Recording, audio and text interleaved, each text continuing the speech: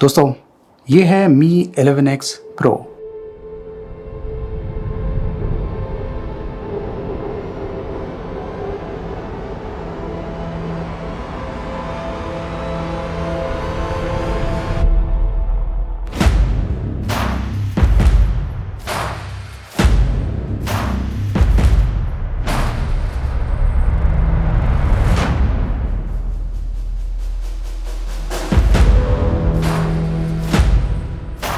चलिए सबसे पहले मैं आपको इसकी अनबॉक्सिंग करके बताता हूँ, देखते रहिए।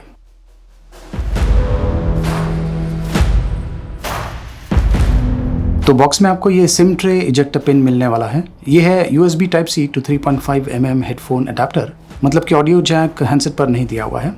ये है यूज़र गाइड, एक सिलिकॉन केस भी बॉक्स के अंदर दिया हुआ है। ये है USB to USB Type-C data cable और ये है 33 वॉट का फास्ट चार्जर जो कि बॉक्स के अंदर दिया हुआ है।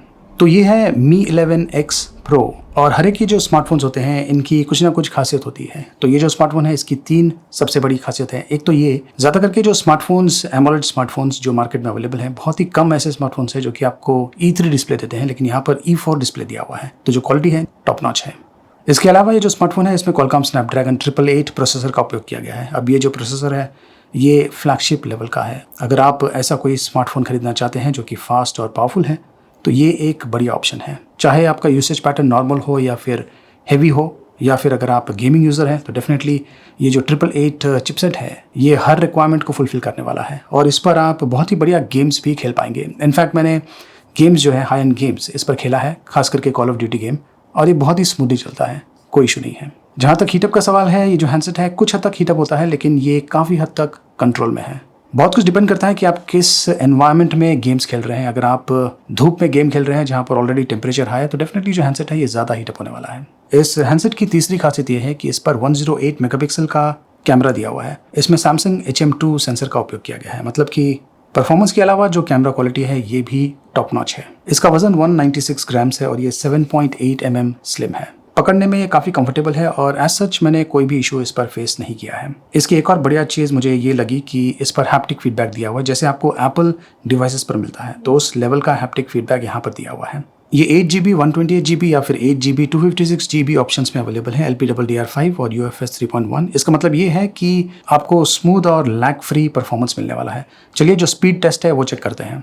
तो रीड स्पीड है 896 MB पर सेकेंड और राइट स्पीड है 508 MB पर सेकेंड, जो कि काफ़ी अच्छा है। UFS 3.1, 6.67 inches AMOLED DotDisplay, E4 light emitting material का उपयोग किया गया है।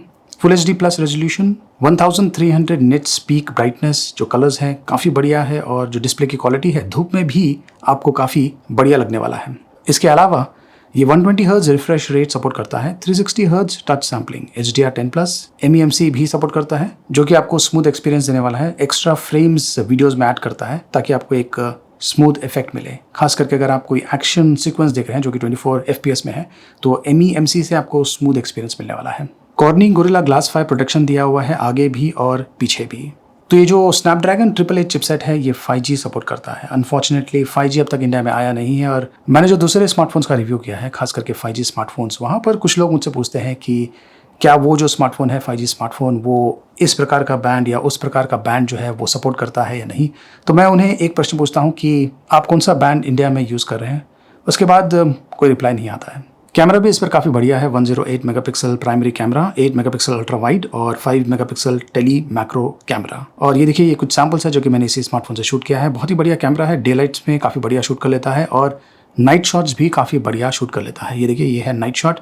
तो कैमरा क्वालिटी जो है मैं इसे अबाव एवरेज कैटेगरी में प्लेस करने वाला हूँ, मतलब कि जो कैमरा है काफ़ी बढ़िया है। अब बहुत कुछ आपके फोटोग्राफी स्किल पर डिपेंड करता है।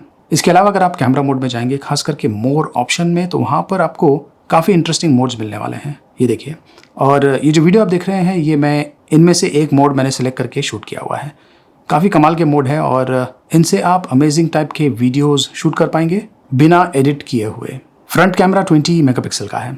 ये स्मार्टफोन 8K वीडियोस भी शूट कर सकता है। कुछ और चीज़ें हैं जो कि इस स्मार्टफोन को इंटरेस्टिंग बनाती है मी 11X Pro, वो है डोल्बी एटमॉस सपोर्ट करता है। उसके लिए बहुत ही ज़रूरी है कि आपके पास कोई ऐसा हेडफोन होना चाहिए जो कि अच्छी क्वालिटी का हो, और इसके अलावा डुअल स्पीकर्स के साथ में आता है। जी हाँ दोस्तों, इस पर डुअल स्पीकर्स दिया हुआ है जो कि आज की तारीख में बहुत ही इंपॉर्टेंट है, क्योंकि बहुत सारे लोग जो हैं ये ऑनलाइन कंटेंट देख रहे हैं, वीडियोस देख रहे हैं, या फिर OTT प्लेटफॉर्म्स पर कंटेंट देख रहे हैं, तो स्टीरियो इफेक्ट आपको इस स्मार्टफोन पर मिल सकता है। ये हाई रेस ऑडियो और high res wireless audio certified है। इस पर MIUI 12 रन हो रहा है जो Android 11 बेस्ड है। इस हैंडसेट में 4520 mAh की बैटरी है, जो कि मुझे लगता है कि मोर देन सफिशिएंट है। इनफैक्ट ये आपको 1 to 1.5 डेज का बैटरी लाइफ दे सकता है। ऊपर से 33 वॉट का फास्ट चार्जर भी बॉक्स के अंदर दिया हुआ है, जो कि इसे बहुत ही जल्दी फास्ट चार्ज कर पाएगा। तो ये हैंडसेट कैसा है? डेफिनेटली बहुत ही बढ़िया है। इसका जो लुक्स है ये भी काफ़ी बढ़िया है, और जो परफॉर्मेंस है इम्प्रेसिव लेवल का है। वैसे ये प्रीमियम कैटेगरी का फ़ोन है, और इसका जो प्राइसिंग है ये शुरू होता है 39,999 रुपीज़ से। वैसे एक्साइटिंग ऑफर्स भी अवेलेबल हैं। आपको इंस्टेंट कैशबैक भी मिल सकता है अप टू 4,000 रुपीज़ का HDFC बैंक कार्ड के जरिए, जहां से आप ये स्मार्टफोन खरीद सकते हैं। उसका लिंक मैंने वीडियो के डिस्क्रिप्शन में दिया हुआ है। ये स्मार्टफोन आपको कैसा लगा कमेंट्स के माध्यम से मुझे ज़रूर बताइए। इस वीडियो को लाइक ज़रूर कीजिए और देखते रहिए।